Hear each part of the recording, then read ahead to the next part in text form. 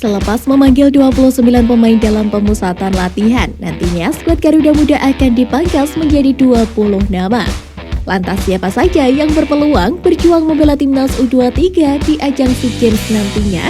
Kini Garuda Space menyajikan informasinya sebagai berikut.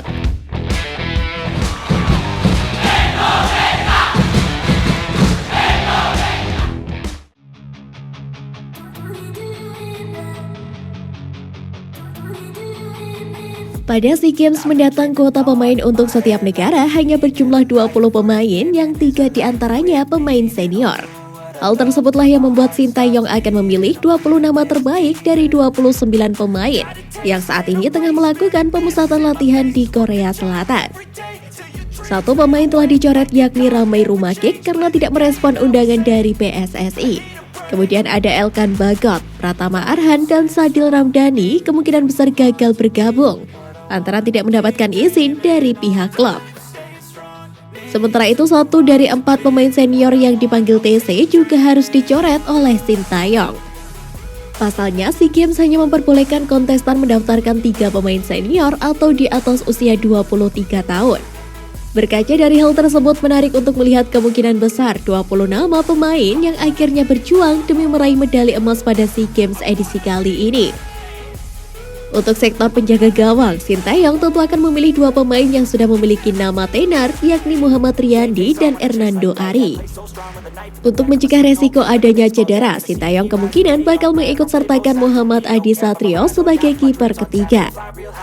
Muhammad Adi Satrio layak dipilih karena sempat tampil apik dalam beberapa laga bersama Persik Kediri di kompetisi Liga 1 musim 2021-2022 kemarin. Untuk lini belakang, Rizky Ridho dan Alfeandra Dewangga juga memiliki pengalaman di Piala AFF 2020 lalu, juga sangat layak untuk masuk ikut SEA Games sebagai bek tengah. Mereka bakal dipimpin oleh Farudin Arianto yang berstatus sebagai pemain senior. Bek Madura United itu kembali mendapatkan kepercayaan dari Sintayong setelah sebelumnya mampu menjaga lini belakang timnas Indonesia di Piala AFF beberapa edisi terakhir. Di sektor bek kanan, Sintayong sudah jelas bakal membawa anak emasnya yang bermain di Korea Selatan, yaitu Asnawi Mangkualam. Kemudian Bagas Kava bakal menjadi pelapisnya. Di sektor bek kiri, dengan belum adanya kepastian dari klub, Pratama Arhan membuat Firza Andika kemungkinan bakal menjadi pilihan utama. Bila dia mengalami cedera atau akumulasi kartu saat SEA Games, Alfeandra Dewangga juga bisa ditarik ke sebelah kiri.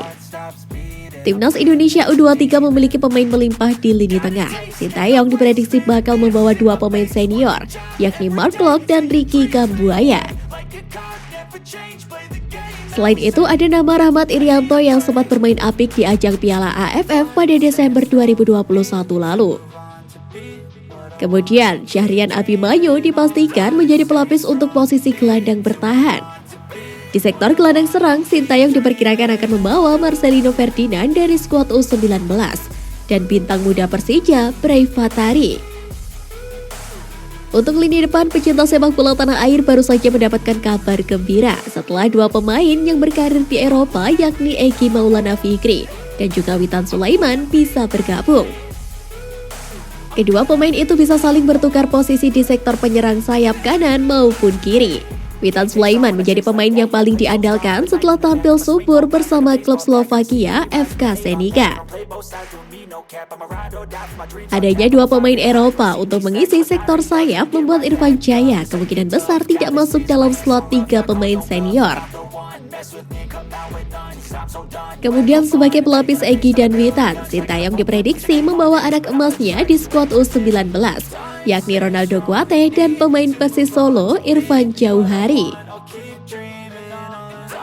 Sementara itu, untuk posisi ujung tombak, Hanis Sagara bisa menjadi andalan. Meskipun kurang tampil memuaskan di Piala AFF 2020 lalu, dia bisa menjadi opsi. Selain itu, dengan adanya Egy maupun Ronaldo Kuate membuat keduanya bisa ditempatkan sebagai false nine. Dengan skuad mewah yang ada di skuad timnas U23 saat ini, tentu medali emas menjadi harga mati. Semoga Sintayong mampu memberikan taktik terbaiknya dan menjawab semua keraguan rakyat Indonesia.